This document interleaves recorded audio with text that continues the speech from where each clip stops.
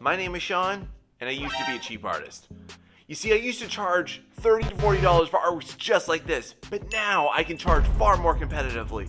But you who's just starting out, or you who's in the thick of it now, you're telling yourself, no, that's impossible, Sean. The market's too oversaturated. It's too competitive. I'm never gonna get there. But listen, you can, and I'm gonna give you a step-by-step system in order for you to start increasing your pricing starting today by the end of this video.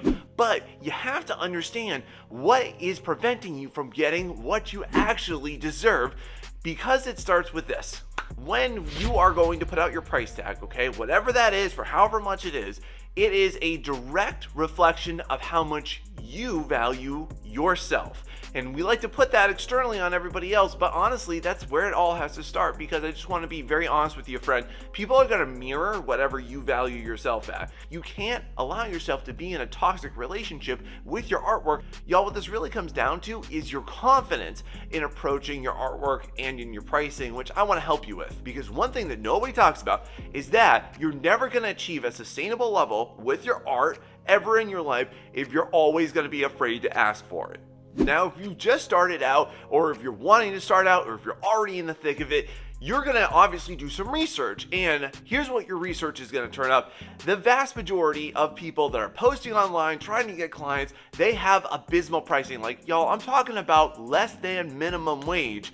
Now, I've been here, so I know what y'all are thinking. Well, I gotta get myself out there, I gotta get a name for myself, I have to just get some experience. But some of y'all stayed there. Some of y'all just camped out and decided to stay in that price range, and you're not moving. You've been stagnant for a while, haven't you? And if you're there right now, listen, I understand you gotta get one or two, and then you gotta move on, because here's what's gonna happen, y'all.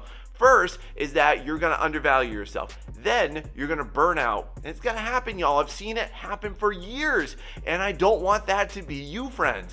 You're gonna find, honestly, that 90% of artists are undercharging themselves. And I really wanna teach you how to get out of that practice, because it's just not good for you. Let me ask y'all a hard question now. What makes somebody in one part of the world charge more than somebody in another part of the world? What makes somebody look at your artwork and be able to immediately derive where you live, and therefore what the value of that artwork is? The answer is you. Because literally nobody in the world can look at your portfolio and say, oh, well, I see you live over there, I'm only gonna pay you this much. That doesn't happen, y'all. So the issue here is that you become geo-locked. Y'all, I wanna encourage you right now, be a part of the global market. Y'all, there are 8 billion people on planet Earth. You don't need 8 billion clients. You probably only need a few a month, right? But if you are allowing your current price point to be dictated by your country's economics, then you are missing out on loads of opportunities. And here's another big thing. What if you got yourself out of your current circumstances into a better place because you participated in this? Wouldn't that be life-changing for you? Because you can do it, and that's why I'm going to teach you how. Can I get personal with you now? Let me ask you this. What are the opinions of your family, your parents, your friends, your coworkers about your potential for art making? Do they tell you that you're never going to be able to achieve your potential? Do they tell you that you're never going to be able to sustain yourself or have a family or move out of your parents' basement or anything like that? Their comments and their attitudes really pollute your confidence. And the one thing I want to ask you in order to help jolt you from this mindset is this: were they artists? Because to be honest with y'all, if they weren't artists, who cares what they think? Your mom that's a realtor, who cares? She doesn't know anything about art. Your dad that's a doctor, who cares? He doesn't know anything about the creative fields either.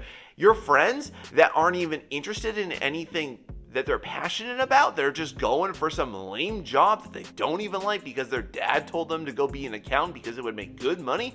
Who cares what they think, y'all? You don't take advice from uncredible sources. Y'all, just to be real and honest with you, would you take health advice from somebody who is in terrible health? No. So why would you take entrepreneurial advice from somebody that's not even in a creative field? But it happens, doesn't it? And you can't let that happen. So let's say you're with me so far, and the next time you talk to a client and you deliver the price that you actually want, and what do they say? Sorry, that's out of my budget. Let me just ask you this. Whose problem is that really? If you're asking for what you believe that you deserve, then that's not your problem, it's their problem. So stop thinking about it like it's you. If you talk to somebody and you go through the systems that I teach you how to do and they don't actually buy from you, again, that's not your problem. You can't control it. But here's the problem, y'all. A lot of you watching this right now, you're thinking with your own wallet. You're thinking, well, I would never pay $500 for artwork, and I'm just gonna be real honest, neither would I. But I've been paid more than $500 for artwork for quite a number of years. But the way that you get there, friend, is that you have to not be afraid to ask for what you want. Because if you don't ever ask for what you actually want, friend, guess what? The answer is always going to be no. And just to be real and honest with you, no client's ever going to overpay you. Like if you're asking like $30 for your artwork, at no point is anyone going to be like, whoa, hold on, Sean. $30? No way, bro. Here is $2,000.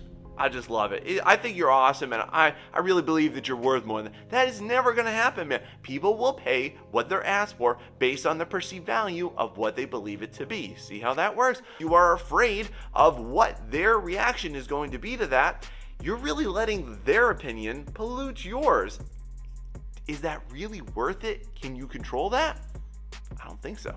Now let's go over everything that you can do starting boom right now in order to start to level up your pricing and give you some real respectable returns. And I love giving y'all actionable advice, and if you appreciate that, please don't forget to give me that like and subscribe right there so that you get more content like this and that this gets pushed out to more artists that need to hear it. Now make sure that you start doing this today.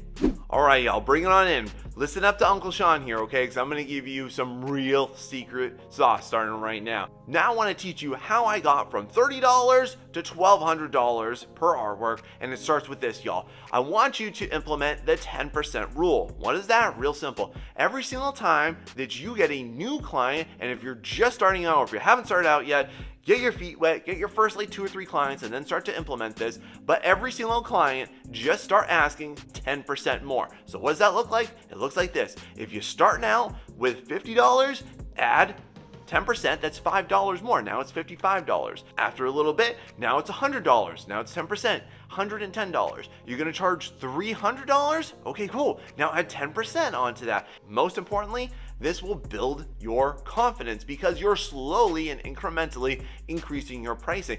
And listen, y'all, if you do this over time, it's not a big jump, it's not a big scary boogeyman, and you can do it too. Along with this. Now, once you become a little bit more seasoned at this, or if you currently are, listen up, this is a great strategy for y'all. I want you to implement the 25% rule, okay? So now, this is when you are already getting yourself some pretty good money. This typically happens around the point where people start to charge somewhere in the area of like $100 to $500. You're in a good pocket to do this, okay? And I want you to decide on what is your rock bottom pricing for something. So somebody approaches you and says, hey, I want this big awesome illustration. I want you to decide, okay, what would I like to get?